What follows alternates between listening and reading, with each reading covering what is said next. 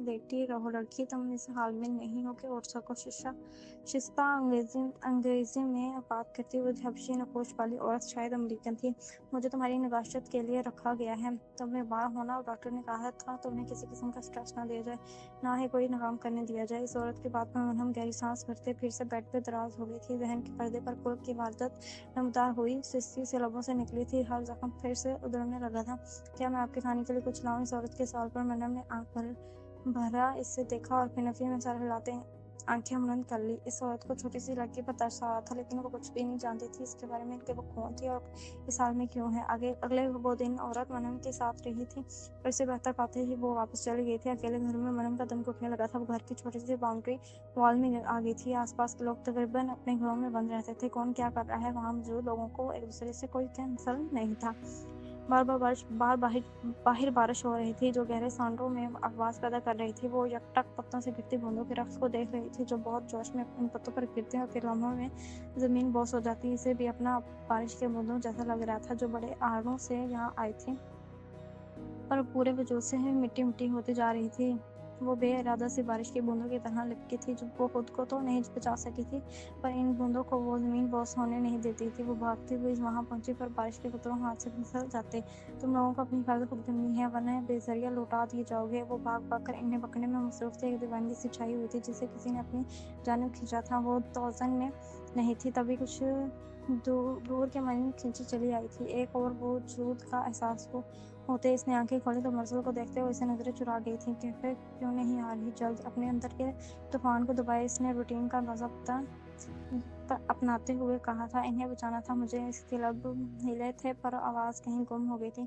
कुछ पूछा है मरहम सुल्तान, आप कैफे क्यों नहीं आ रही? वो दांत पिसते बोला था। वो भी ठीक नहीं था। मरहम की सोई हसियात जगने इसके इंतहाई करीब शहरा था लगी थी। इसे अंदाजा हो रहा था कि एम क्यों ठीक नहीं थी तुम? मर्सल का सवाल मरहम को चढ़ दिलाने को काफी था, जबकि मर्सल के हाथ इसके कंधों पर जमे थे। वो बगौर इसको ब्यूटी बॉन्ड पर पड़े नील को देख रहा था।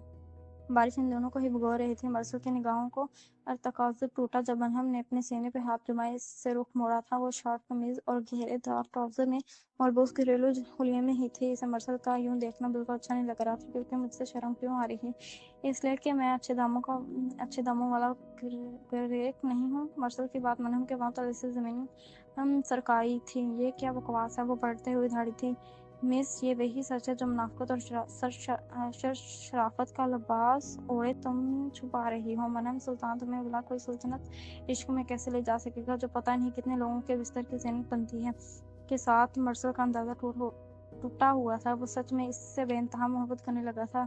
शट अप, हद में रहें आप अपनी मिस्टर असिस्टेंट। मरहम का दिमाग फोड़ रहा था इसके अंदाज पे। वो कौन था इसे हज करने वाला, इसके किरदार पर उंगली उठाने वाला? अगरचे इन दोनों में काफी दोस्ताना ताल्लुकात थे, पर वो अपनी जात पर भला कहाँ पे बात बर्दाश्त कर सकती थी? हद तो मुझे हद बता रही हो मरहम, मुझे बताओ मैंने तुम्हारा क्या बिगाड़ा था जो तुमने मुझे ऐसा धोखा दिया? वो नम आंखों से बोला था। पहली बार किसी को दिल से अपना माना किसी शख्स ने ही इसे तोड़ दिया था। मरहम, बताओ मुझे इस रात क्लब में क्या कर रही थी तुम इन बेहुदा कपड़ों में? बताओ मुझे। तुम्हें पैसे चाहिए तो मुझे बता दिया करो, ताकि एक बार मुझसे शेयर तो करती। मैं तुम्हें ख्वाबदा नहीं हूँ अपने किसी भी अमल के लिए। मरहम का अंदाजा हो रहा था कि इसने मरहम को क्लब में देख लिया था, तभी इतना रिएक्ट कर रहा है। पर तुम्हें जवाब देना पड़ेगा मरहम, तुम मेरे साथ ऐसे किस तरह कर सकती हो? वैसे दोनों शानों से पकड़े झंझोड़ गया था। जान चुके हो ना तो तुम मेरी असलियत? हाँ, मैं अब दूसरों के बिस्तर की ज़ैनत बनने वाली लड़की हूँ। यकीनन अब तुम्हें मुझसे दूर रहना चाहिए, क्योंकि मैं ग्राहक अपनी पसंद का चुनती हूँ और तुम मुझे किसी भी करके मंजूर नहीं हो, अपने ग्राहक की सूरत में भी। मरहम इसके सर पर ब्लास्ट करती जा चुकी थी। मरसल शिद्दतदार निगाहें इस दरवाजे पर जमाया था जहां से वो गायब हुई थी। इसके दिल की दुनिया पूरी तरह उजड़ी थी। इसका दिल चाह रहा था वो दाढ़ी मार मार के रोए। मरहम को वहां देखते हुए वो खुद को कई तसल्लियां दे के आया था, और अब इसने क्या किया? दरवाजा खोलो मरहम, तुम्हें मेरे सवालों के जवाब देने होंगे। तुम मेरे साथ ऐसा कैसे कर सकती हो? मैं बेइंतहा मोहब्बत करता हूँ तुमसे, तुम मुझे धोखा नहीं दे सकती। मरसल का बस चलता तो वो दरवाजा तोड़ देता। दरवाजे की दूसरी जानिब भीगा वजूद हुए मरहम इसकी परशिद्दत आवाज और दुख में ढोए दिल की मसीहा नहीं बन सकती थी। वो रोते हुए दरवाजे से टेल लगाए बैठी थी, और तो इस पार मरसल भी इसी बड़धर्मी पर झंकारता रोता हुआ बैठ गया था। तुमने क्यों کیا میرے ساتھ مرہم؟ صرف ایک بار بتا دو۔ میں روک لیتا خود کو، اسے یقین تھا جیسے وہ اسے سن رہی تھی۔ یہاں سے چلے جاؤ مرسل، میری دنیا تمہاری دنیا سے بہت الگ ہے۔ ہو سکے تو مجھے معاف کر دینا، کبھی تمہارے قریب نہیں آنا چاہتی تھی، کیونکہ مجھ جیسی لڑکیوں کو محبت کرنے اور خوبصورت زندگی کے خواب سو جانے کا کوئی حق نہیں ہے۔ وہ حلق کے بل چیختی تو گلے میں خراش پڑ جاتی تھی۔ وہ تمام رات انہوں نے دروازے کی پشت سے ٹیک لگائے ہی گزاری تھی۔ مرسل نے بارش میں بھیگتے تو مرہم کی آنکھیں بھی بارش بن گئی تھیں۔ اگلی صبح تک دیر سے لانے کے بجائے ان دونوں نے خود کو سنبھالنے کی کوشش میں گزاری تھی۔ مرہم نے دروازہ کھولا تو وہ ابھی تک وہیں موجود تھا۔ تم کون ہو مرہم؟ مرسل کے جواب پر مرہم نے بھاری پلٹیوں میں اپنی آنکھوں کو مزید جھکا لیا تھا۔ مرسل اب جاتے قدموں سے واپس لوٹ آیا تھا اور اس کی پیشانی پہ لب جمائے الوداع مرسل نے کہتے ہی ساتھ ہی اس کے گھر اور زندگی سے جانے کے لیے وحی کی جانب قدم بڑھائے تھے۔ اس سے کیا فرق پڑتا ہے میں کون ہوں اور میری کیا حیثیت ہے؟ اب وہ یہاں کبھی نہیں آئے گی۔ اس کی آنکھیں گزری شب کے اذیتوں کی چغلی کھا رہی تھی۔ کیا مطلب ہوا اس کا؟ جب تمہاری لائف میں کوئی دوسری من پسند عورت نہیں ہے تمہیں اس سے اپنا لینا چاہیے، مقابلے میں اسے گھورا۔ مرسل کا دل چاہا کہ وہ مرہم کی اصلیت واضح کر دے، پر جانے کیوں وہ اس کا پردہ رکھنا چاہتا تھا۔ محبت محبوب کو رسوا کرنے کا نام تھوڑی نہ تھا۔ بے شک اس کا ظرف اتنا نہیں تھا، وہ اسے اپنا لیتا، پر سر عام اسے رسوا نہیں کر سکتا تھا۔ مجھے یہ ڈیل منظور ہے، کیا کرنا ہوگا مجھے؟ لیکن پیسے تمہیں تمہارا کام مکمل ہونے کے بعد ہی ملیں گے۔ چارلی کی بات پر سامنے دل لڑکی مایوس ہوئی تھی۔ نہیں، مجھے پیسے ایڈوانس چاہیے، بے انتہائی مجبوری ہے، یہ پیسہ لینے لگی ہوں تو کچھ سوچ سمجھ کے ہی، اور مجبوریاں دوسرے شخص کی بھی ہیں، زیادہ نہیں، صرف چند مہینوں کی بات ہے، شاید ایک دو مہینے۔